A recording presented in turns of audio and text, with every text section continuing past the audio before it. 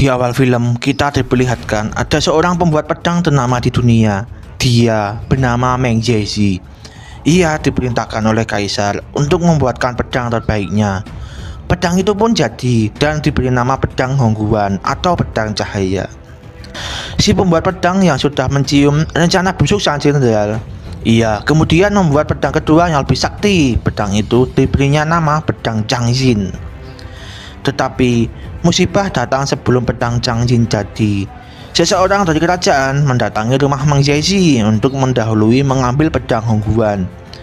Jenderal Liao Han memerintahkan pasukannya untuk membunuh siapa saja yang berada di tempat itu. Seorang anak pembuat pedang berlari ketakutan sampai-sampai ia menutup pintu rumahnya rapat-rapat dan menemui ayahnya yang sedang menyelesaikan pedang Changjin. Sementara itu, pedang kedua pun belum jadi. Ia kemudian menempa pedangnya dengan menggunakan darah anaknya. Anak buah Jenderal Liao Han memaksa masuk ke rumah Meng Jiexi. Mereka membunuh orang-orang yang ditugaskan oleh kaisar untuk menjaga pedang Hongguan. Kemudian Meng Jiexi membawa pedang Changjin yang masih tumpul karena belum sempat untuk diasah. Ia mengajak putranya untuk berlari menjauh dari rumah. Ia sadar bahwa jiwanya sedang terancam. Ia kemudian memerintahkan putranya untuk menyelamatkan diri sambil membawa pedang yang belum jadi tersebut. Ia pun berpesan untuk membalaskan dendamnya ketika nantinya pedang ini sudah berhasil untuk diasah. Anak itu pun menangis, tidak mau berpisah dengan ayahnya. Tetapi Meng Jiexi mendorongnya hingga anak itu tercebur ke dalam sungai. Bertepatan dengan itu, Jenderal Liao Han yang mengejarnya tanpa banyak bicara langsung menusukkan pedang Hongguan ke tubuh Meng Jiexi. Akhirnya Meng Jiexi pun meninggal dunia. Sementara itu, putranya hanya bisa menangis melihat ayahnya mengembuskan napas terakhirnya. Cerita beralih ke 10 tahun kemudian. Di sebuah kota yang disebut Kota Merah, terdapat seorang pemuda yang sedang mendatangi tukang pandai besi. Pemuda itu bernama Meng Yang, anak Meng Jiexi yang berhasil selamat dari kejadian ayahnya dulu. Meng Yang bermaksud untuk mengasah pedangnya ke pandai besi, tetapi pandai besi tersebut mengatakan, "Walau sebanyak apapun uangmu, tak ada gunanya karena tak ada seorang pun yang mampu mengasah pedang ini." Dengan kecewa, Meng Yang meninggalkan si tukang pandai besi itu. Ia sudah beberapa kali ke tukang pandai besi yang ada di kota ini, tetapi belum ada satupun yang bisa mengasah pedangnya itu. Meng Yang tinggal di Kota Merah bersama teman-temannya yang rata-rata mereka itu adalah yatim piatu yang menjadi anak jalanan. Mereka pun bekerja apa saja yang bisa dikerjakan untuk bisa menghasilkan uang agar bisa untuk makan. Tak jarang dari mereka pun harus menahan lapar karena tidak ada makanan. Hingga suatu hari seseorang menawari mereka pekerjaan, yaitu mengawal seorang tuan muda ke ibu kota. Awalnya mereka menolak karena situasi di kota sedang kacau. Terjadi pemberontakan di mana-mana. Bisa saja mereka mati di tengah perjalanan. Tetapi setelah diperlihatkan bahwa bayarannya adalah emas yang sangat banyak, mereka pun menyetujuinya. Lagi pula, sudah beberapa hari ini mereka tidak makan sama sekali. Dengan perasaan gembira, mereka pun segera membelanjakan uang itu untuk membeli pakaian dan juga makanan. Mereka juga membelikan makanan untuk pengemis yang ada di tempat itu. Mereka juga membeli seekor kuda untuk mengawal tuan muda. Beberapa hari kemudian, berangkatlah mereka mengawal seorang tuan muda yang menuju ibu kota. Di tengah perjalanan, mereka menginap di sebuah penginapan. Meng Yang dan teman-temannya kaget ketika pemilik penginapan memanggil tuan muda dengan panggilan Yang Mulia. Salah satu teman Meng Yang yang bernama Xiao Ye berkata, "Jangan-jangan dia pangeran dari kerajaan." Ternyata benar, yang mereka kawal adalah Pangeran Du, putra mahkota kerajaan. Mengetahui yang dikawalnya adalah putra raja, Meng Yang kemudian merencanakan untuk membatalkan pengawalan itu. Karena mengawal putra mahkota sama saja mengantarkan nyawa kepada para pemberontak kerajaan. Karena pemerintahan saat ini terkenal kejam hingga muncul pemberontakan di mana-mana. Tetapi belum sempat mereka pergi, tiba-tiba mereka diserang oleh orang yang menggunakan topeng yang berniat mau membunuh Pangeran Du.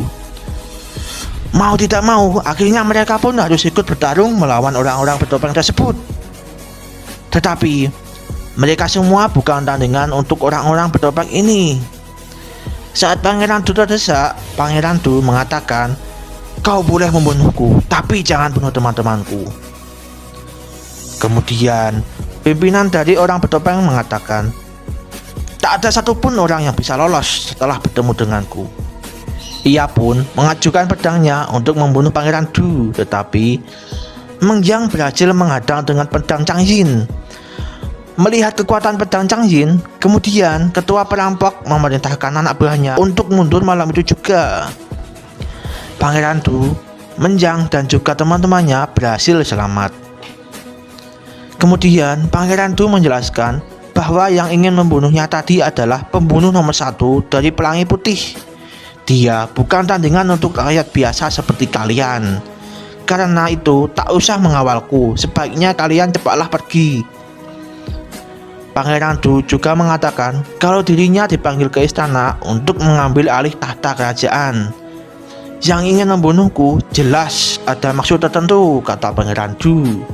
Kemudian Pangeran Du bergegas meninggalkan Meng Yang dan teman-temannya. Tetapi Meng Yang kemudian mengatakan kepada teman-temannya bahwa dirinya akan tetap mengawal Pangeran Du. Lalu ia memerintahkan teman-temannya untuk pulang terlebih dahulu. Kemudian Meng Yang dan Pangeran Du akhirnya melanjutkan perjalanan. Mereka pun sampai di sebuah desa yang sudah dipenuhi mayat para pemberontak yang sudah bergelimpangan di sana-sini. Pangeran Du mengatakan, orang yang ingin membunuhku lebih bengis daripada pemberontak ini. Saat mereka beristirahat, Meng Yang bertanya, kenapa seorang putra mahkota bisa tinggal di Kota Merah? Pangeran Du menjelaskan, kalau dirinya dulu menentang ayahnya untuk diperintahkan untuk menyita semua senjata di kerajaan. Ayahnya saat itu sangat marah dan membuangnya ke Kota Merah. Malam pun tiba. Tidak disangka-sangka, ternyata teman-teman Meng Yang mengikutinya. Tak selang beberapa saat, kemudian pembunuh nomor 1 bersama anak buahnya datang mengejar mereka, ingin membunuh Pangeran Du. Pangeran Du dan Meng Yang segera melarikan diri, tetapi 3 teman Meng Yang harus terbunuh di tangan anak buah pembunuh bayaran nomor 1 ini. Kemudian Meng Yang dan temannya tergelincir jatuh ke dalam jurang dan pada akhirnya mereka pun ditemukan oleh para pemberontak kerajaan. Para pemberontak ini adalah orang-orang yang merasa dirinya ditindas oleh kerajaan yang dipimpin oleh ayah Pangeran Du. Para pemberontak ini dipimpin oleh Komandan Chen. Mereka meminta pertanggungjawaban Pangeran Du atas kekejaman ayahnya. Para pemberontak itu ingin membakar Pangeran Du karena ingin balas dendam kepada ayahnya. Di saat api akan dinyalakan, Meng Yang angkat tangan bicara menjelaskan kepada pemberontak bahwa sejatinya Pangeran Du adalah orang yang baik hati.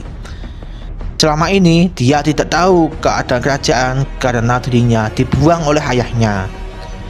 Dialah satu-satunya harapan kita untuk mengubah dunia yang sedang kacau ini.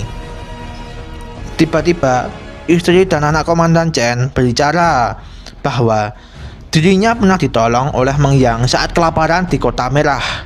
Pada akhirnya mereka membebaskan Pangeran Du.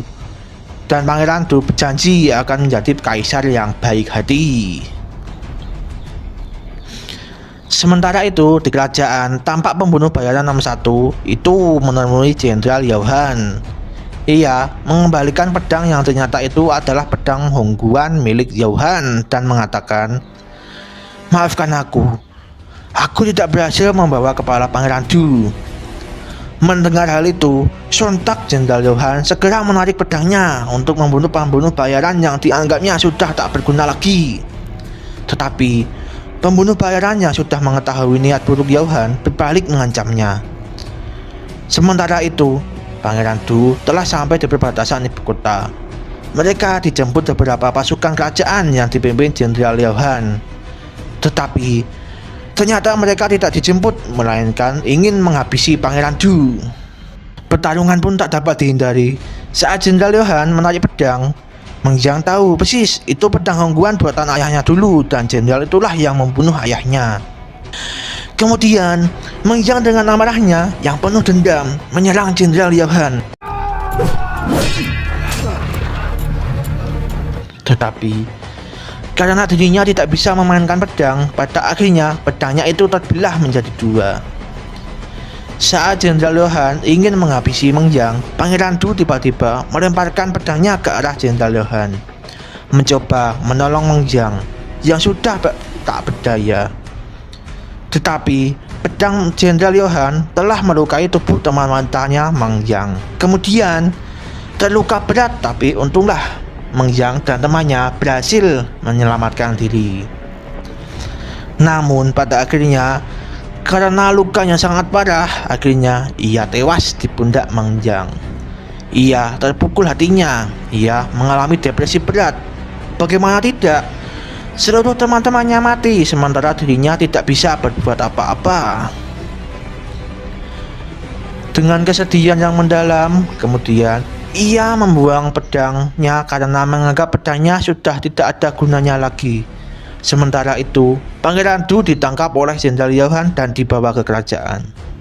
Pangeran Du kemudian dipertemukan dengan ayahnya yang sedang sakit. Tetapi apa yang terjadi? Jenderal Yohan membunuh kaisar di depan Pangeran Du. Pangeran Du hanya bisa menangis meratapi kematian ayahandanya itu. Karena dirinya sedang ditahan oleh Jenderal Yohan. Tak berhenti sampai di situ, Jenderal Yohan juga membuat sandiwara bahwa seolah-olah pembunuh kaisar adalah anaknya sendiri. Di tempat lain, Meng Jiang sedang frustasi. Ia berjalan menuju ke Kota Merah. Di tengah perjalanan, ia bertemu para pemberontak yang dibunuh secara keji. Tiba-tiba datang seseorang. Dia adalah pembunuh bayaran itu. Ia menjelaskan bahwa yang membunuh mereka semua adalah anak buah Jenderal Yohan. Kemudian pembunuh bayaran itu sudah sadar kalau dirinya hanya diperalat Jenderal Yohan. Pembunuh bayaran itu kemudian menyemangati Meng Jiang yang sedang putus asa. Ia kini mendapat suntikan semangat dari pembunuh bayaran itu. Meng Jiang pun langsung kembali bangkit mencari pedangnya yang ia buang. Sementara itu di kerajaan, Pangeran Du tengah diadili dan mendapat hukuman dipenggal kepalanya di depan publik. Yohan dengan sombongnya menghunus pedangnya sambil berkata, "Jika ada satu orang yang melanggar hukum, aku akan membunuh orang itu.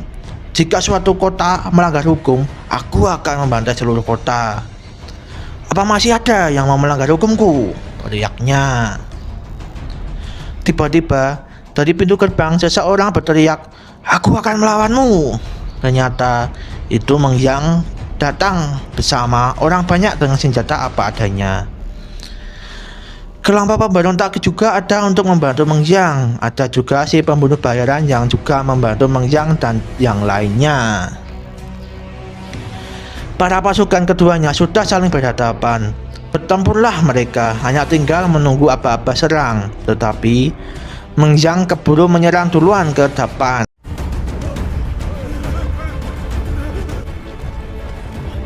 Kemudian Jenderal Yohan membawa Pangeran Du ke dalam istana. Meng Jiang kemudian dihadang anak buah Jenderal Yohan. Namun mereka semua dibabat habis. Meng Jiang sedikit terluka. Darahnya menetes mengenai pedangnya yang patah itu. Tiba-tiba saja pedang yang sudah patah itu perlahan memanjang kembali ke bentuk semula. Pedang Zhang Yin mengamuk membabat habis semua pengawal Jenderal Yohan.